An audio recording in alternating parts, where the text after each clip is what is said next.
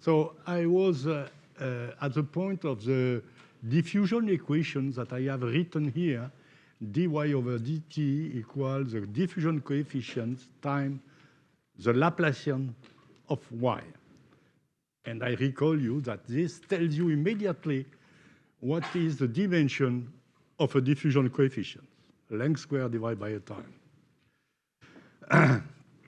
And I told you that this equation is the archetype of irreversible phenomena. Why? Because this equation is describing you how an initial profile of something, if there is nothing more, will relax in an infinite medium. This can be the first work on that was developed by Fourier. Fourier was interested in the equation of heat, which is the same equation as the diffusion equation here. And what he did, that I am not sure that he was the first one to use the Fourier transform. I guess it was the first to invent the Fourier transform to solve this problem. So you, in your math course, you remember what is the Fourier transform, maybe, but it is very simple. You decomposed any field y, function of r and t, as the sum of on a wave numbers, or which is relate the set of this number are related to the size of the box you are looking at, is time a component, which is here written tilde y, k, because it depends on the wave number, time exponential, it is a complex quantity, tilde y and exponential y, I, k, r, are a complex quantity, and the sum is real. Okay, no problem with that. But it's not necessary to enter into the detail.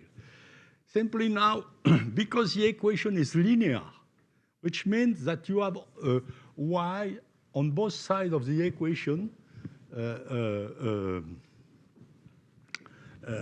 in linear, not non-linear. So you can decompose this equation for each Fourier component. And it is now the gradient of a component tilde y k exponential I k r, a gradient put down k, two gradients successive, tell you that give you a k square in front of y. So the equation for each component reduced to an algebraic equation, not algebraic, is an ordinary differential equation of the type dy k tilde k divided by dt equal minus d, the diffusion coefficient, k square, and the component, the Fourier component. So this can be solved immediately. It is if you use an initial condition, and one solution is the form of exponential. The component is it's the component at time t is a component at time 0 times an exponential minus dk square t. And this is an exponential, this decrease in time. Okay? So when you look to this simple problem, simple Fourier analysis, you see that k is the inverse of a wave number, is the inverse of a wavelength. It's what is called the wave number. I do not enter into the detail. It is not necessary. Okay? So shorter is k, which means longer is a wavelength, slower is a decreasing, and vice versa. Larger is k, which means smaller is the wavelength, because k, it is not written here, is 2 pi divided by the wavelength, okay? So shorter is the wavelength, faster is slowing down, okay? And this simple analysis was developed a few times after that, using what is called the green function. For example, if you consider for initial condition a delta function, that you put all the particles in the same place to begin with, what you end up with, a solution which is the well-known solution of a spot increasing in size, like the square root of dt, r, because you have r squared divided by dt, so and you have a denominator, a power of dt beyond. This is a Gaussian. This is a relaxation of what is called a Gaussian, une Gaussienne. En français, je ne sais pas comment dire en anglais. So this is a probability distribution of the test particle. And now, if you have, if you consider the problem of a density number n, which is a field, a scalar field, depending on space r and t, it is n times g. G is the density per unit molecule. This is for G is the same as the probability that you have around. And now it turns out that the general solution of this equation is a convolution. You convolute the initial distribution. Vous imaginez là? OK. Qu'est-ce que c'est ça? Input select. What does that mean? Exit, audio, input select. What does that mean? Exit. Oh, OK.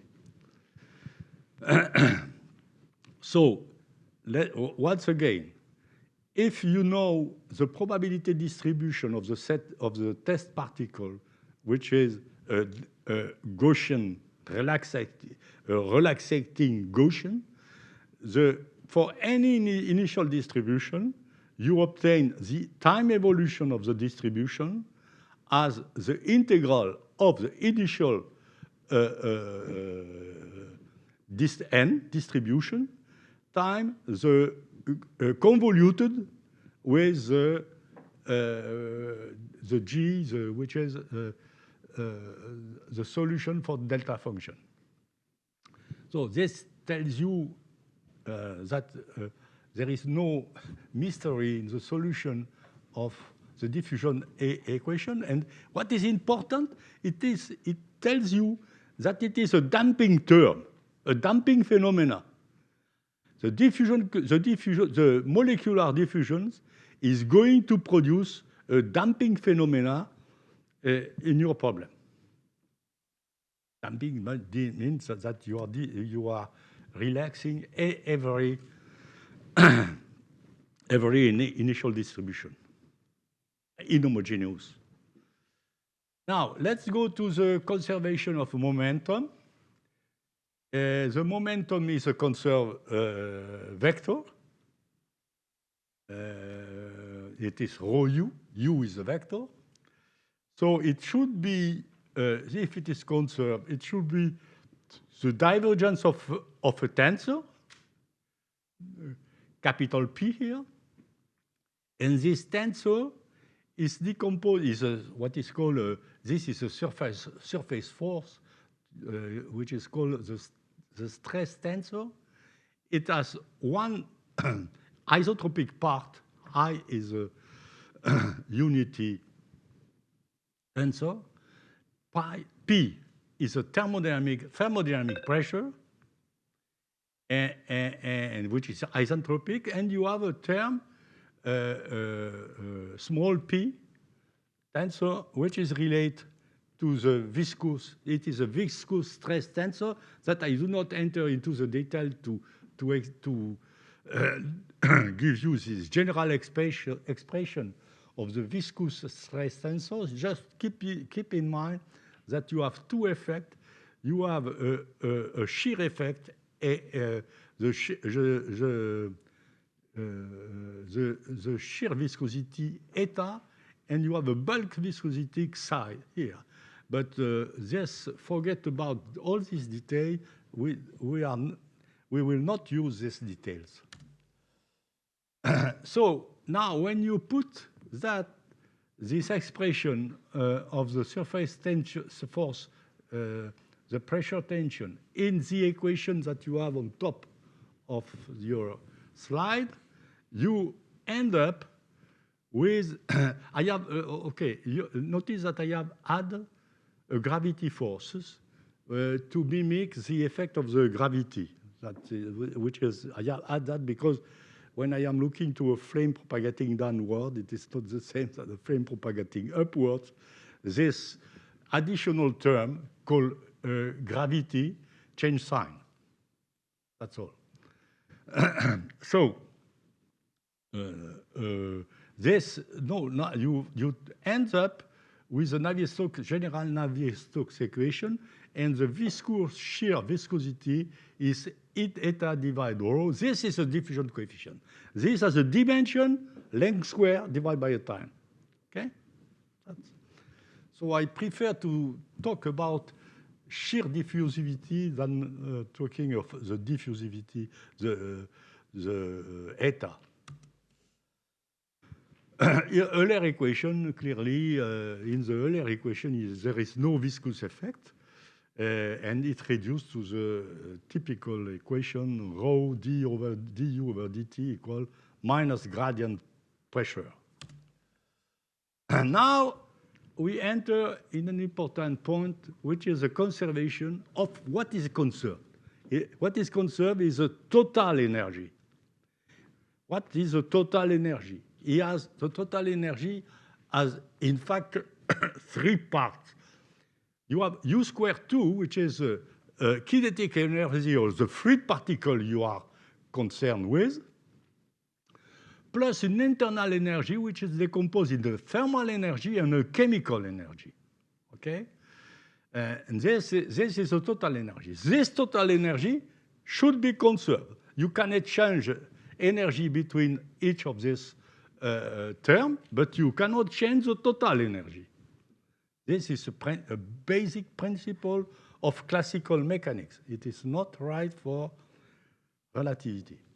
But for classical energy, for classical mechanics, the total energy per unit mass is a conserved scalar. If it is a conserved scalar, it should be written, it should take its local equation, should be reduced to minus, on the right-hand side, minus the divergence of a total flux.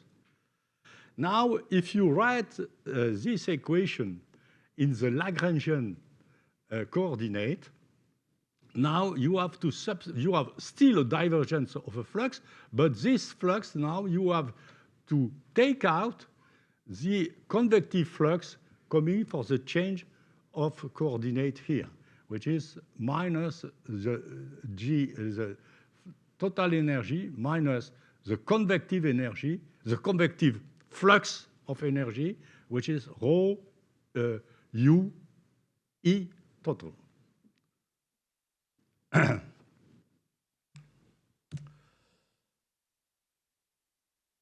For an inviscid flow, you can immediately compute what is the Lagrangian derivative of u squared.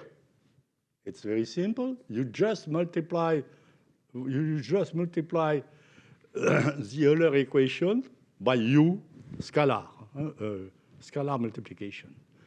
So on the left, you obtain 1/2 rho d over dt. Then on the right, it is u point grad p. Point is a scalar product. So if you develop that, you have the minus grad de pu plus p divergence of u.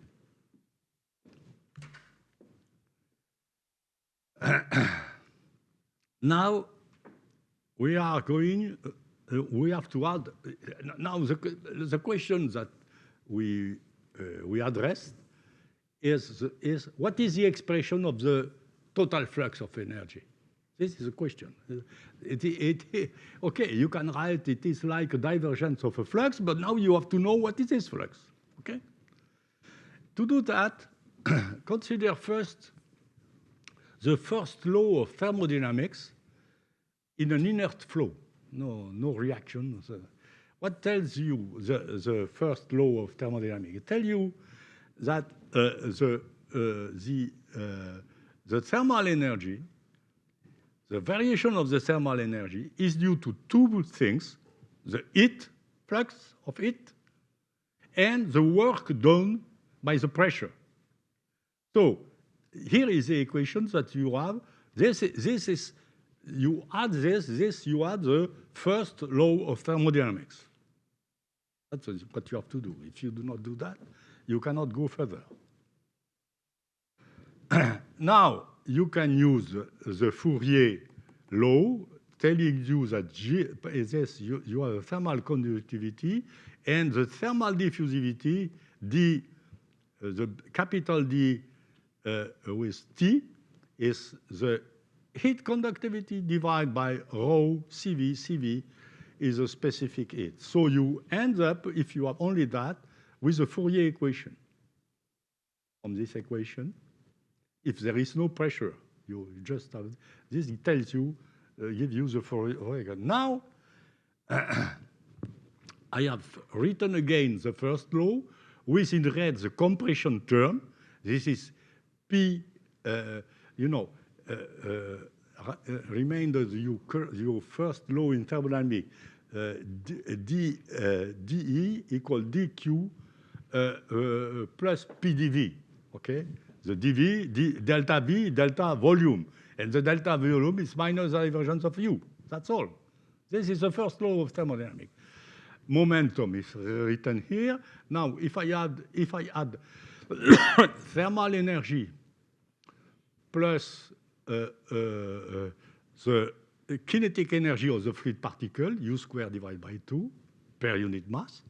This is now, if you put this together using the decomposition here, you obtain using the diffusion flux grad lambda, the conductivity, the divergence of the conductivity times the gradient of temperature, and you have a pressure term that appear. And this pressure term is a divergence of pressure times the velocity, flow velocity. Okay, so this is important. So now, if you are back to the equation of the total energy, now you find out that by definition, the flux G prime, which is appearing on the right-hand side to the equation of the total energy in Lagrangian form, it should be equal to minus divergence of G prime total. This G prime total now is not only diffusion. You have a diffusion part coming from the heat diffusion, but you have now a term which is coming from the compression-induced energy flux, which is Pu. And this is why I told you from the beginning that to be careful that when you extract from the flux of any quantity the convective flux, you do not have necessarily a diffusive flux only. For example, energy show you that you have a pressure term in it. This is something that, to my opinion, is not well taught to the student. Oh, one has to be careful with that. Now, you can go further. You have this equation written here, first law, And you use that, according to the first law, the thermal energy is proportional, the variation of the thermal energy is proportional to the variation of the temperature times the specific heat at constant volume. This is the definition, in fact, of the specific heat.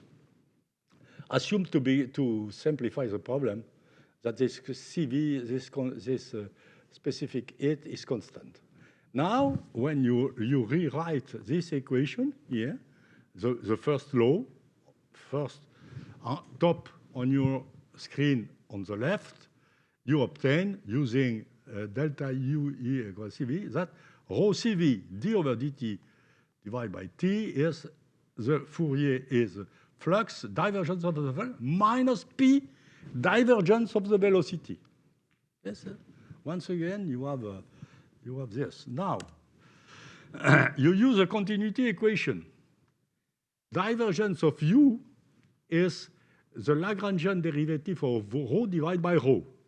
This is conservation of mass. You use this conservation of mass. This you can decompose in two parts. You can take out the d over dt, so you have p divided by rho multiplied by rho, you have d over dt p, minus rho d over dt times p over rho. But now you use the perfect gas law. P over rho is Cp minus Cv rho T. Okay? So, no, Cp, excuse me. So once again, the perfect gas law, or the ideal gas law, I don't know how you express that, is P equals Cp minus Cv rho T. Okay? So I have used this here. Now, if you put this divergence of U in this equation of Cv dt, etc., you see the red row here, so show you that there is a part that this part Cp minus Cv that is going to give you on the left Cp. Cv is cancelling. So you have rho Cp Lagrangian derivative of the temperature equal dP over dt, as you have in front here, plus the divergence of lambda rho. It's so stupid that I do not have a pointer to show you that, but you follow that? No problem? All right. So this is a form of the thermal balance of an inert and inviscid flow.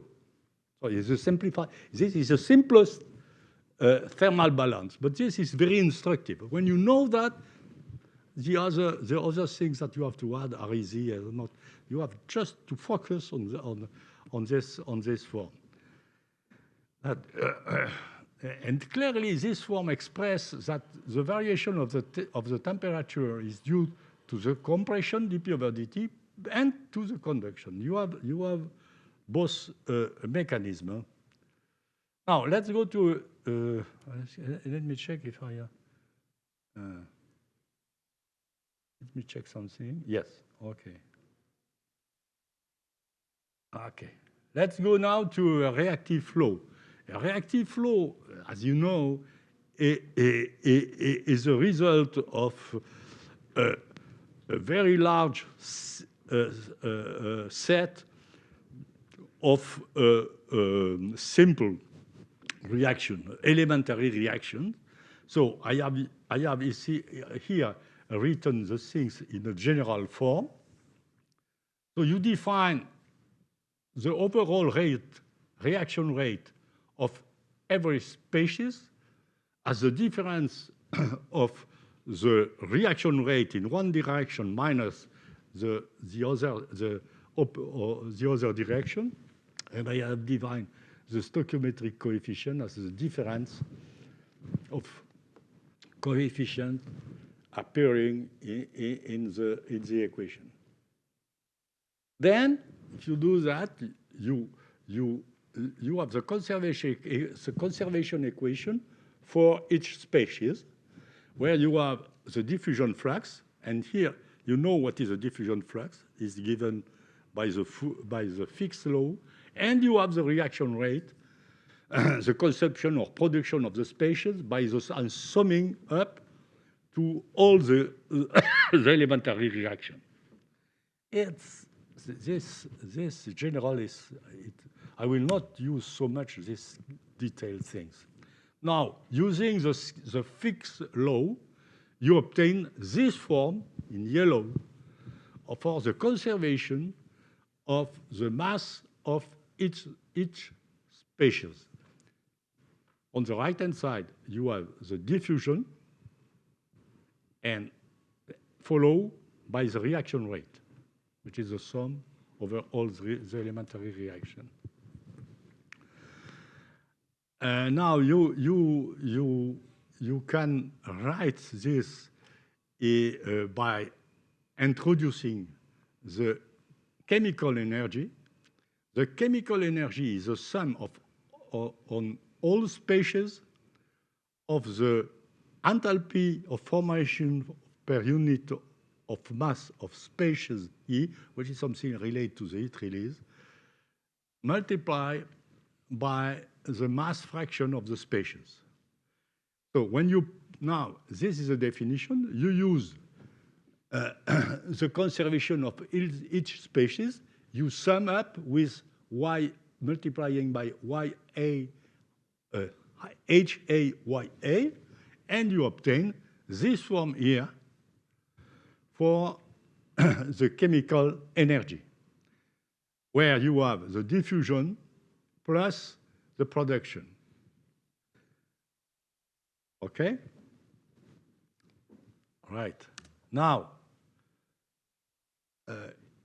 this is, I have recalled here all the things. You are on the top, you have the equation I have just obtained, where this is a reaction rate of the gist W dot capital W J is a reaction rate of the gist reaction, you sum, and Q is a heat release by the elementary reaction. So here is another way to write the same thing. Now I recall you the first law, and then now if you introduce the chemical energy in the and you add with the eternal energy we use here, you obtain this form, and it turns out that because the energy, the thermal energy per unit mass ET is CVT, T, capital T is the temperature. Now you put H together and you have a simplification, and you obtain here the equation which is written. There is no stick. Oh no, that's too. That's kind of difficult. Huh? Why? No, it doesn't work. No, the computer, like the actual. Ah, on the mouse? Ah, you say, oh, very good. Okay, excuse me, I am so bad. So now you introduce into this equation the equation for the chemical energy that you have here, and you obtain this form here. All right? Now, introducing now this equation that you have here, you simplify by divergence G prime I in red, and you find out that the rho CV dt here is simply the thermal flux minus P divergence of U, which is the pressure effect, plus the heat release. That's all. Chemical heat release, no more. No, that's very simple. Now, if you use the continuity equation, telling you that divergence of U is minus 1 over rho d rho over dt, and you once again play the same game, you extract d over dt in front, and dTp minus, and now you simplify by CV, you obtain the same equation as before, plus the heat release. That's all. Okay? That's not very difficult to understand. But you have to play with that. Oh, now here I have written the governing equation for an inviscid flow of reactive gas. And the conservative form of the energy in the inviscid approximation is you have the Lagrangian form and the Eulerian form, the two forms here, that where you introduce here the diffusive heat flux, which is here. This is what is called the diffusive. It's not only diffusive. You have the pressure effect. You know, this is a special thing that you have with the total energy. In the diffusion term, called diffusion, you have the pressure. And now the Eulerian form is written here. So in which you have the convective flux of the enthalpy here. This is E total plus P over rho. This is called the enthalpy, plus the diffusive flux of total energy, in which you have the heat flux and the diffusive flux. Now, if you introduce the progress variable psi, and you have this equation for the progress variable, you obtain that the total energy plus P over rho is equal to CPT plus the kinetic energy of the molecule minus the heat release times the progress variable. Okay, you can play the same game by with a viscous flow. That's not so. And here I have written here, in this part here, I written this in the one-dimensional form because it is not necessary to have to write that in the general form. In a one-dimensional, it is in even planar geometry. This is a conservative form of mass, momentum, but now you have an additional term coming from the viscosity, which is here, which appear here, okay? Where mu is the viscous diffusivity 4 divided by 3 plus the viscous and bulk viscosity, exactly. Bulk viscosity. So now what is important is the expression of the total energy. You have here the convective flux of the total energy, okay? Yeah, and which is now with Cp, you know, the convective flux appear with Cp when you take into account the pressure effect. Otherwise, it is Cv, but plus the pressure effect, it gives you Cp. So this is what, you know, this convective flux is not exactly the convective flux because you have convective flux will be CVT, but now it is CBT because you have the pressure effect. This is what you have to keep in mind. But I call that convective flux, okay? And you have the diffusion flux, heat diffusion, and now you have a term coming from the viscous effect. But notice now that this viscous effect is quadratic. It is not only a divergence of a gradient. It's a divergence of u times the gradient of u. It's a quadratic term. And this will be important in the next slide. Now, we are coming to the very interesting result concerning the jump across a planar wave between a planar flame, in general, planar wave between two uniform flows. that you assume that the waves you are considering is infinitely small. In fact, it has not to be infinitely, but just to that you have a slab of reacting flow here. Ahead you have the fresh mixture, and burn behind the burn mixture, and both of these mixtures you assume that they are uniform. In this case, the diffusive gradient vanished, and you have just to keep in mind that you have, this is going to, all the diffusion are going to disappear. Rho u is going to be constant across so you have rho u on both sides is the same on both sides. Then you have conservation of energy. This, because rho u is constant, you have CPT, you can take this out, CPT plus rho square minus QM psi, which is the conservation of energy, and the conservation of momentum. Here, you see when you have only rho plus rho p plus rho u square on both sides is the same. And this is what is used. I will be back when I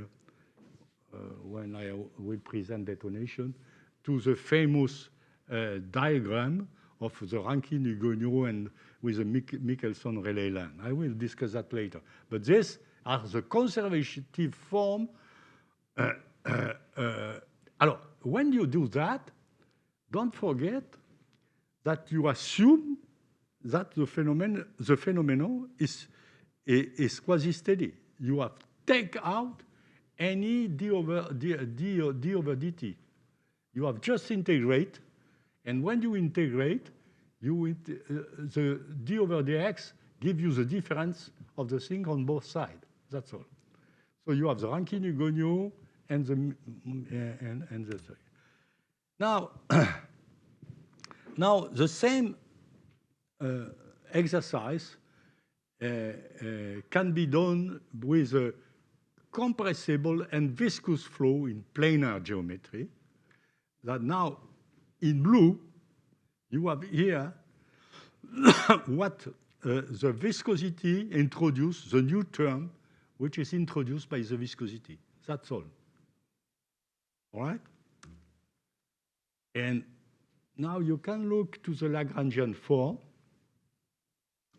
and this mass, momentum, and now the Lagrangian form, this is nice to see, of the energy gives you an additional term to the first law. You know, this is the first law. Pressure divergence of the volume, okay, or variation of the volume, divergence of 1 over rho. This is heating by compression. This is the heat flux. So this is what you know as the first law. But now you have an additional term here. And where this term is coming from, this term is coming from the heating by the internal dissipation process due to the viscous effect. Okay? The viscosity is going to introduce a production term of energy. It increases the energy by dissipation. But you know, you cannot, this is a result of the analysis I have presented. Sometimes you will see in the literature, the literature is have difficulty to present this term due to viscous effect, because it looks to not appear from the first law. But you have a new phenomena, which is due to the fact that in your fluid particle, you have a gradient of velocity. And this gradient of velocity will produce heat, a warming of the fluid particle.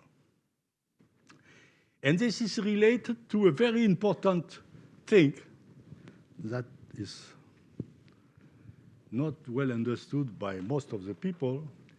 Let's go to what is called the entropy.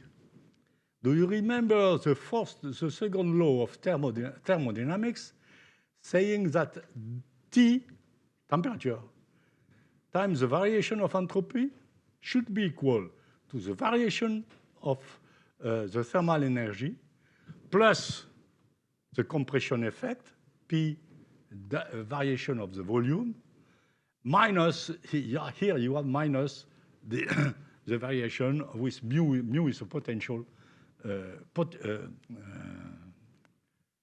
chemical potential of species E. This is the second law of thermodynamics, basic. Now, if you use the second law of thermodynamics, and if you want to know what this second law tells you in the form of the local form of the entropy, I cannot say conservation because you will see there is a positive term. You obtain this form here, where the production term of entropy dot Ws here is written here. It's the diffusion flux times the gradient of 1 over the temperature minus the this is a heat flux. This is a molecular flux of species minus the gradient of the chemical potential over T minus the pressure effect that you have here. And now, if you put that in a simple form, you have that in this equation, the flux of entropy is simply the convective flux minus the heat diffusion divided by T. This is the flux that you have here. And the production term is quadratic. And you see that this quadratic term tells you that now the entropy has a positive production term, which is due to what? This is due to the viscous effect and the conduction effect. Okay? And you have many ways to write this. I don't want to enter into the detail. But this term here that you have, this term here is related to the term that you got here.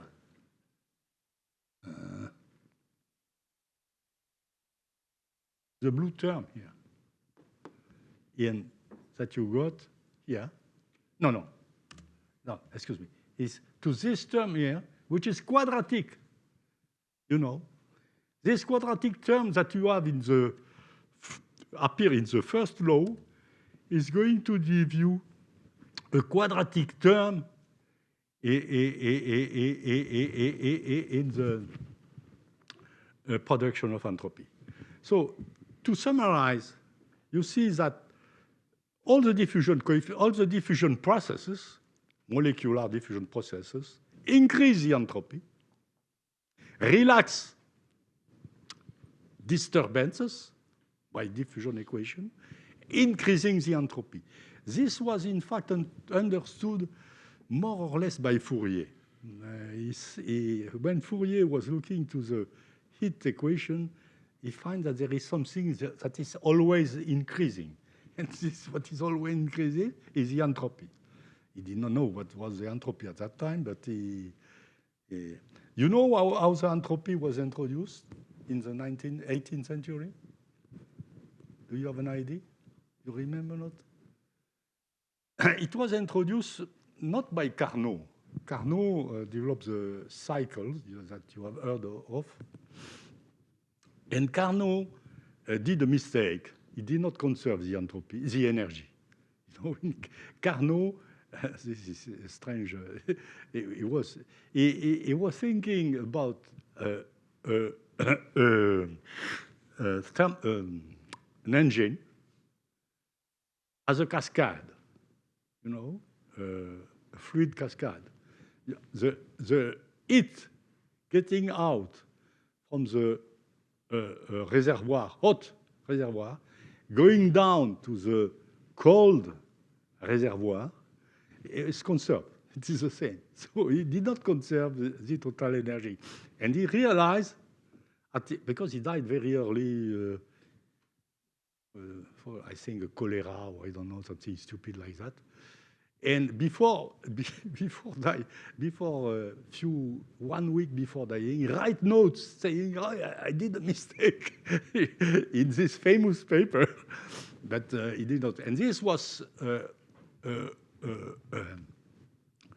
corrected 15 years before him. And they realized that when you look to the Carnot cycle, there is a new quantity appearing in the thermodynamics. That was the entropy. This was before that the theoreticians developed the kinetic theory of gases, showing where the entropy is coming from an irreversible process by the Boltzmann equation. This is the second step. So, but you know, it is very interesting to keep in mind that even a wrong theory often open the field, because you know when entropy was incoming in the field, change completely the view that we had of the phenomena.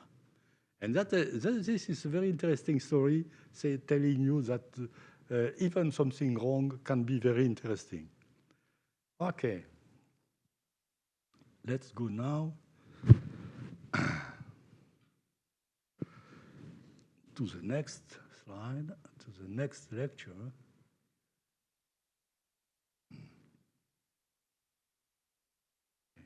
This is, okay, skip, good. Okay.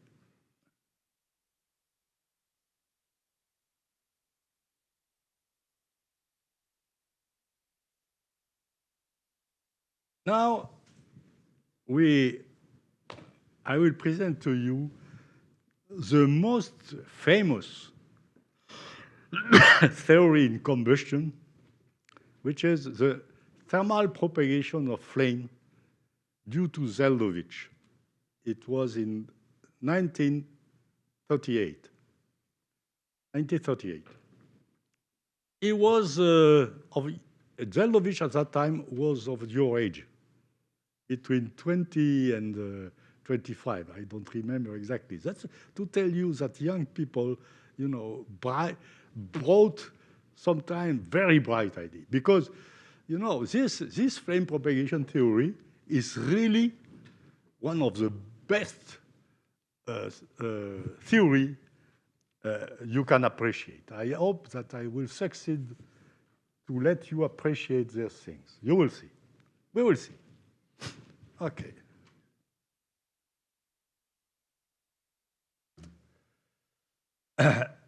Here is the contents of my lecture. And let's start with the quasi-isobaric approximation, which is due to the low Mach number. As I told you, by simple dimensional arguments, I show you that the velocity of a flame should be much smaller because it is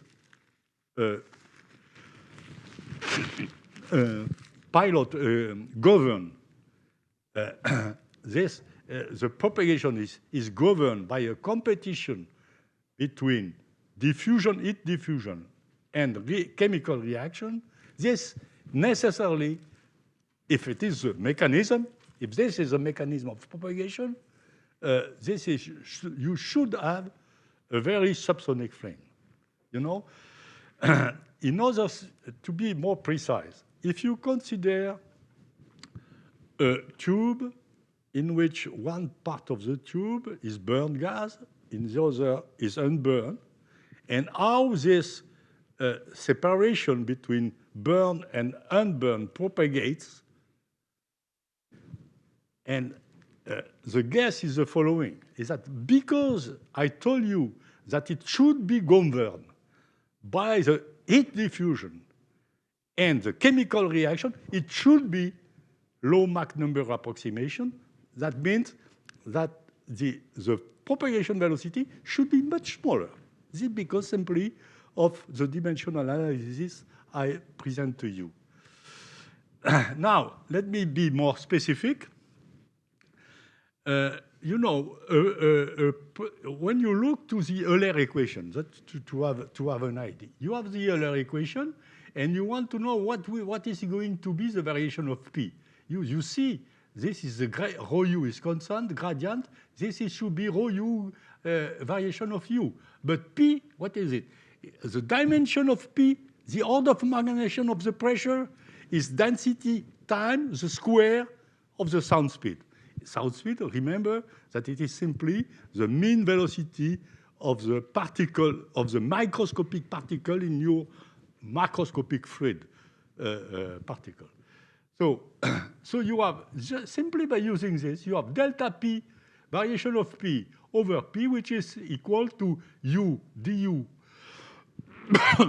This is, if you say that delta U is close to U, this gives you rho U square divided by rho A square, which is the square of the Mach number. But as I told you, this Mach number is something like 10 minus, between 10 minus 2 to 10 minus 3. So the square is 10 minus 4 to 10 minus 6. So it's quite negligible compared to the change of the temperature. And this is because the change of temperature is a quasi-isobaric process, which is simply telling you that the thermal energy is, the increase in thermal energy is due to the heat release of the chemical reaction. And this is for the unity. We know, I show you that because of the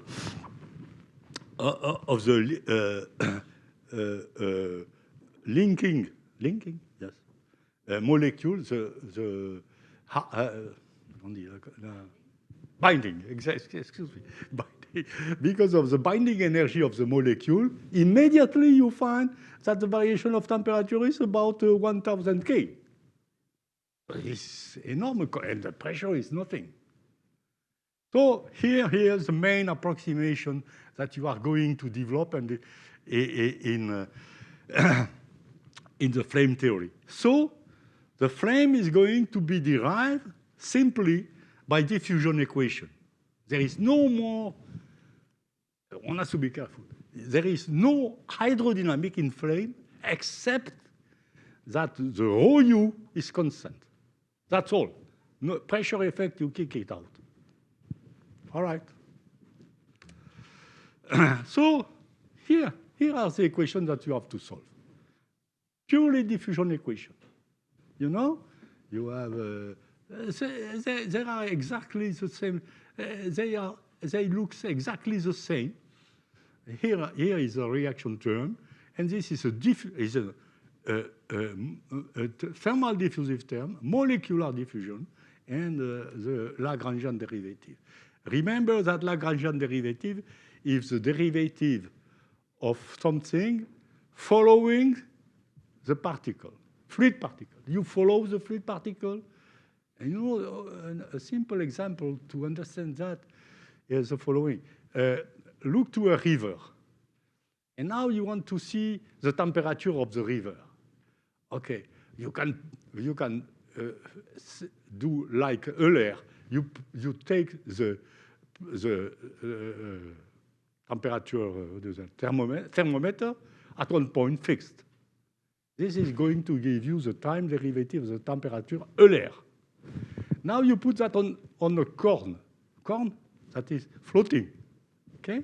And you record this temperature that is varying when the corn is floating with the thing. And this is the Lagrangian derivative, okay? This is too simple, very simple thing. Okay, what time is it? Oh, I have to finish. Okay, so I told you that flames finally is governed only by competition between diffusion and convection, no hydrodynamic, except the following, is that because of the conservation of mass, as I show you, rho u must be constant on both sides. For example, here I sit on the flame, and sitting on the flame, the fresh mixture, the fresh mixture entering the flame at the velocity of the laminar flame velocity, or what is the laminar flame velocity? It's the propagation of this flame when the gas is at rest. So if you sit on the flame, you see the flow incoming with a flame velocity called UL. L is for laminar. Now, because rho u is constant, and because the density, because P is constant, rho T is constant, so simple conservation of mass, the flow velocity of burned gas escaping from the flame is simply the laminar flame multiplied by T over Tu. So this UB is called the laminar flame speed relative to the burned gas, and UL is called the laminar flame speed, but it is the laminar flame speed relative to the what I said? Said it again. UB is a laminar flame speed relative to the burned gas, and UL is a laminar flame speed relative to the unburned mixture. Because once you will understand now. Now, if you look to two kinds of phenomena. First, you look to a flame, UL, propagating towards a wall. The fresh mixture is at rest, because the wall prevents you to have a flow velocity. And now, so UL, and now the UB that you have is the difference of the flow, is a burned gas flame velocity, laminar flame velocity in the burned gas, minus laminar velocity in the fresh mixture. Now, if you do just the opposite, you look to what is the situation when a flame propagates from a wall at rest. Now, the burned gas is at rest, okay? And now the flux, the flow, the flame propagates because the burned gas is at rest, the flame propagates laminar with the laminar flame speed relative to the burned gas, and you have and the column of gas is put in motion here with the difference UB over L. It is the same that here. Excuse me. This, which is the flow of fresh mixture that is set in motion because of the flame propagating from the wall, this flow velocity, absolute flow velocity, stupid. Okay. Where I am? Yeah. I just finished. Okay. Okay. You see? So, one again. So, now, because the flame, in that case, when the flame propagates from a wall at rest, the fresh mixture is set in motion just to conserve the mass, because the velocity of the flame laminar is UB, flame velocity relative to the burn gas at rest, and so the fresh mixture is set in motion with UB over minus UL. When the flame propagates toward the wall, the fresh mixture is at rest, and now the burn gas